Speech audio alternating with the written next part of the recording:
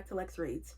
So in today's video, I want to talk about managing and organizing my TBR. I got a question from one of you guys, asked me to do it. I was like, you know what, that is perfect because I do have a method to organizing my TBR. I've said so many times where I actually follow my TBR. I need structure. I've always been like that. And my mind works like a list. And clearly that's the definition of a TBR. I mean, TBR list. Come on now. So I'm going to show you guys how I manage it and how I come up with it, curate it, all of that. Okay. So the number one step for me, y'all know I write everything down. I'm old school. I still got a notebook and a pen. Girl, please. Okay. So the first thing, how I organize it is I start out with my reading goals. I started early, you know what I mean? Meaning that I'm already starting my reading goals for 2024, Lord willing. And I know some books that I, do want to put on a list and things like that. So I start early. I plan early. I have to. Usually I always say, you guys know, I like to read hidden gem books, meaning books that are not really well known, no one really talks about. It always has to be usually Black women. The most important thing, how I organize, my TBR list is what authors I have read that I want to read again or genres that I want to read again. So, for example, with that, back in 2021, I got introduced to Harlem Renaissance books, right? And I read Passing, and I said, oh my goodness, I need to read another book during that era. And then I read Jessie Redmond Fawcett, Plum Bun, which is one of my favorite books of all times, and they just went through a rabbit hole. And I said, you know what? I'm going to dedicate 2022 of reading books from the Harlem Renaissance, also immersing myself in the movies, girl, the books, the documentaries, the clothes, all of it, just knowing everything about it. I remember my aunt who was in the academic, she was a English and drama teacher for over 30 years. She always said, have a subject where you know everything about it, you know what I mean? Immerse yourself into that. And I remember with my sister, she really got into Egypt and, learning about the Egyptians, and girl, she know everything. With my aunt, it was the Kennedys, the family of Camelot, and also it was Princess Di. So my subject matter that I like to focus on and want to know everything about is the Harlem Renaissance. So the second step, now you know what your reading goals are, what genres that you want to, stick to, what subject matters you want to stick to. Now let's start picking out the books. All right, so I always say, start with anthologies. Y'all know how much I love anthologies. That's how I got into knowing what authors I liked and, not like. I want to say this anthology, Black Voices. And this is an anthology of African-American literature. It also has poetry, autobiographies, critical analysis. Has everyone from James Baldwin, Gwendolyn Brooks, W.E. Du Bois, Ralph Ellison, Langston Hughes. So yeah, anthologies are the way to go. If you don't know where to start, anthologies are the way to go. What authors and books I'm going to put on my TBR list. Back in 2020, I started doing something called a 3-author project, where I focus on 3 authors' fictional, catalog. So the first year I did Toni Morrison, James Baldwin, and Bernice L. McFadden. The second year I did Ernest J. Gaines, Edwidge Danticat, and Maya Angelou. Now Maya Angelou, she doesn't write fiction books. She writes obviously her autobiographies, but I wanted to finish them because I had read like 3 of them when I was in high school, or girl, which was rare. And then I just stopped reading, and then I was like, you know what, I want to finish all of her biographies. So that's what I did. And then year 3, which is 2022, I just did Harlem Renaissance. Since I know I was reading, that amount of books, I made sure the other books on my TBR that I just had about 5 or 6 of them, not to get overwhelmed. And that is another thing that I would highly encourage you guys to don't put 30 and 40 books on that TBR. Because I know for me, when I see that, I get overwhelmed and, I feel some type of way. It makes me feel some type of way where I got 30 and 40 books and I'm like, girl, you didn't finish them. Because sometimes on the TBR, you might have books that you obviously want to read, and you pick the books out and you start reading them and you're like, I don't want to read this. And now I've come to the habit where if I don't like a book, I'm not going to suffer through it. I am going to DNF it, okay? Because that would put you in a serious reading slump, and I don't have time to do that. I want to, you know what I mean? This is a hobby. I want to just enjoy my books. And it's okay if you don't finish, the book. It wasn't for you. So I have learned that, okay? And then girl, it's not that deep. You just reading some books for entertainment. So yeah, don't just, like I said, if you're one of those people that you can just read books like that, okay. But I would encourage you guys, don't put 30 and 40 books on the list, girl. Start with 10 and then you can build up. Okay. That's what I did. When I first started getting into reading, I would put at one point I started about 3 to 5 books. Okay. And then when I was done with that, then I said, okay, well, I can do 3 to 5 more. Now that I have become, a serious reader and really have worked this muscle, I put about 15 books on the list. Okay, so that is one idea that you can do. You can do a 3 author project, where, like I said, you focus on 3 authors, or you can just do a author, 1 author project, meaning you just focus on 1 author's, whole, catalog, either whether it's nonfiction or fiction or, short stories, plays, all of that. You can just do that, right? Okay, so next, requirements for me when it comes to managing my TBR and when it comes to organizing it. Now, I know I always want to include 1 YA book. I always want to include a classic, whether it's black or white. Well, you already know I'm always going to include black classics, all right? But, because y'all know that's what I do. I read blacks, right? But, I do sometimes want to sneak in, reading not just our books. For example, the last year of the classics that I read that were non-black was Uncle Tom's Cabin. No, the previous year I had put The Scarlet Letter by is it Hawthorne. One year I did Pride and Prejudice. So this year for a classic, for a non-black classic, I am doing The Beautiful and the Damned by F. Scott Fitzgerald. And this is another example where I love Great Gatsby, read Great Gatsby twice, and I was like, you know what, I want to read more of his books, or another book of his. And this is a book that I wanted to read by him. And then another one that I would say that's also by a non-black author that I want to read this year is The Joy Luck Club. She is Asian, I believe Chinese. So yes. And then another requirement that I have to have on my TBR is a black male, at least 1 or 2. Clearly black women authors that are either unknown, or just in general, black women authors. It's always going to be on my TBR. And then, of course, Harlem Renaissance. I'm always going to have a Harlem Renaissance, book on the TBR. I'm always going to incorporate, that in my reading. So, yeah. So those are requirements for me for my TBR. Now, another thing that I also do is when I do organize my TBR, especially when it gets down to the 6-month mark, I will organize them by page numbers, because I get anxious and I'm like, okay, girl, once it hits June, I'm like, the year almost over, so you got to come on and read these books.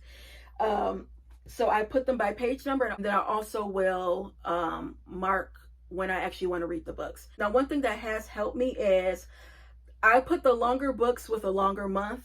So for example, I know next month is August, right? That's 31 days.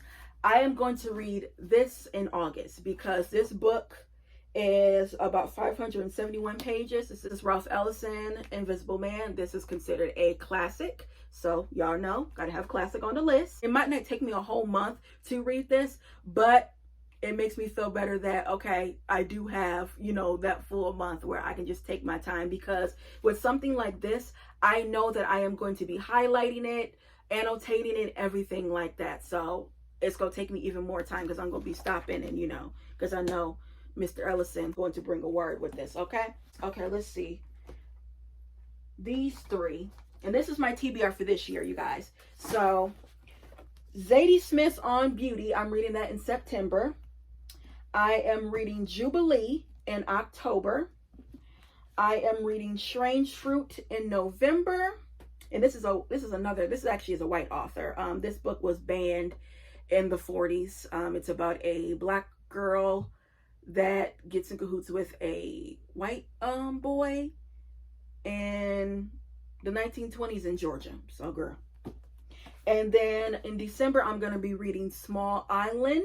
Yeah, I marked those. And then the rest of these, I know I'm currently reading this. This is a YA book called Caprice.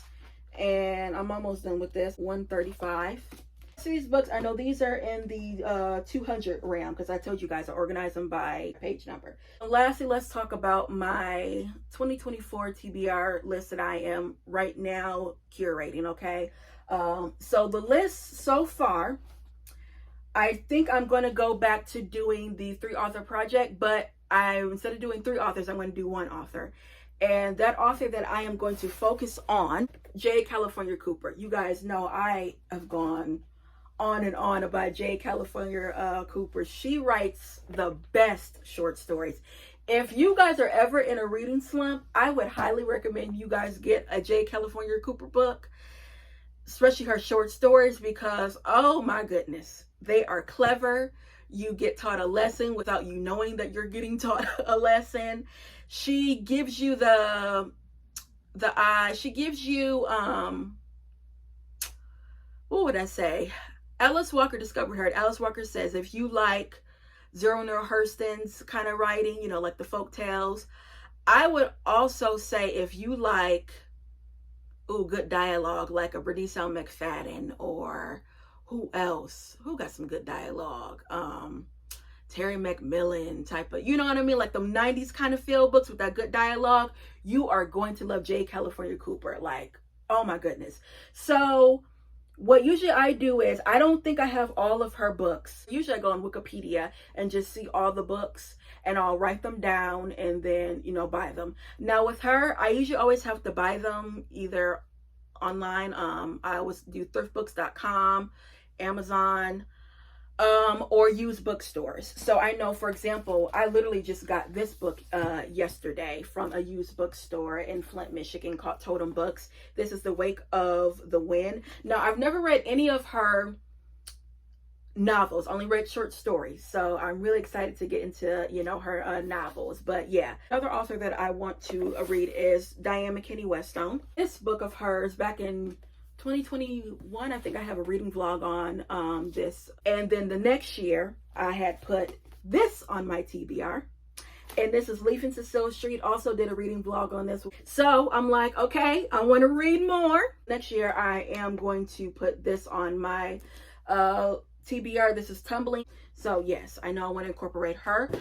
Of course, I always want to incorporate Donna Hill. We are a Donna Hill fan up in this piece, okay? The first Donna Hill book that I read, buddy read it, and it was this. And she does a lot of books with like other authors too. 3 sisters, and each author wrote a sister, and Donna Hill's part was the best. Her sister was the best, okay? So I said, you know what? I gotta read another book. And I actually had last year Rhythms on my TBR before I remember read that, because this was set in the 1920s, and y'all know books that are set in 1920s, 1930s, that's up my alley because that's during Harlem Renaissance, right? So girl, unbelievable. I remember when I read this, I didn't even know that this was, it was a sequel to this book. I dropped everything and got the sequel, which is What Mother Never Told Me. I believe I did a reading vlog on this book. Y'all, please read this, okay? I need to get another copy of this, all right? Unbelievable. So after that, I said, okay, next year in 2023, after reading these in 2022, I said next year in 2023, got to put a Donna Hill book on my TBR, and I had this one, An Ordinary Woman. I also did a reading vlog on this. Fantastic. Please, please, please read it. And then last week, I bought a Donna Hill book that came out this year in May, and it is called I Am Aya, The Way Home. I cannot wait to read this. Now, I want to focus on my TBR, so I'm going to wait until this is done, and then I'll pick this up. I probably am going to put this book for next year, if I can hold out, okay? Because, girl, this sounds so good. Guys, please check this out. Like I said, it just came out in May. If I can hold out, I'll put this on the list for next year. But if I can't, I will be reading this, all right? Also, what I am going to tackle next year, and girl, it's going to be, I know it's going to take me maybe a month or two. Anna Karenina, Leo Tolstoy. This is a classic. This is also by a non-Black author. So those hit my list, right? And girl, This book is 700 and something. But you know what? I can't actually read this in a month because I read A Little Life in a month. I remember back in 2021, and that book was like 800, over 800 pages. So I can, yeah, tackle this in a month. And then I also want to include, which, you know what, I didn't write here. I want to read Eric Jerome's Dickey first book. I think it's Sister. Really like Eric Jerome Dickey books a lot. So that's a black male to check on my TBR requirement. Lastly, let's talk about anticipated reads. Now for this year, 2023, only thing I had was 3 anticipated reads. The first was The House of Eve by Sadiqa Johnson. Y'all know how much I raved about The Yellow Wife. Got 3 copies of The Yellow Wife. Girl, got 2 copies of The House of Eve. Read it twice. I'll link down the reading vlog. This is my copy where I highlighted, annotated, and this is my pretty copy where I display. So yes, okay. And then a YA book. This is actually not by a black author. Sabina Khan is Muslim and Indian, and unbelievable, you guys. I love her books. I told you guys about her last book that I read last year. That was clearly on my TBR. Meet Me in Mumbai. Fantastic. So this actually came out July 18th. And girl, ran to the store and got it. Okay. Love it. And then my last one was Night Bloom by Peace Aduzo Mindy, I believe. And she wrote His Only Wife, which came out in 2020. But yeah, these 3 authors were wins in my book this year. So far, I don't have any anticipated reads that are coming out next year that I know of. Because, yeah. I would say the people that I always automatically get books by them, no matter what, is Chimamanda Ngozi Adichie, which she's coming out with like a children's book, which I probably will get it, but girl, I really want her to come out with a novel. Bernice L. McFadden. Who else? Now Sadiqa Johnson. Now Sabina Khan. Now Peace Aduze Mindy. Oh, and then also too, you guys know how much I like the Penguin Classic editions. These editions. And I believe this one came out last year. This is my newest one I got this year. This actually, yeah, this year. This came out January 2023. And this is the reissue of The Miseducation of a Negro by Carter G. Woodson. Y'all know how much I love Penguin Classic Editions. This actually is displayed on my shelf because I just love the way it looks, because I have 2 copies of this, of course. So yeah, guys, that's it when it comes to managing, organizing my TBR cart. Like I said, I have to have a TBR cart because of the structure. Yeah, guys, that's it when it comes to this video, and I'll be back with more black books. Bye.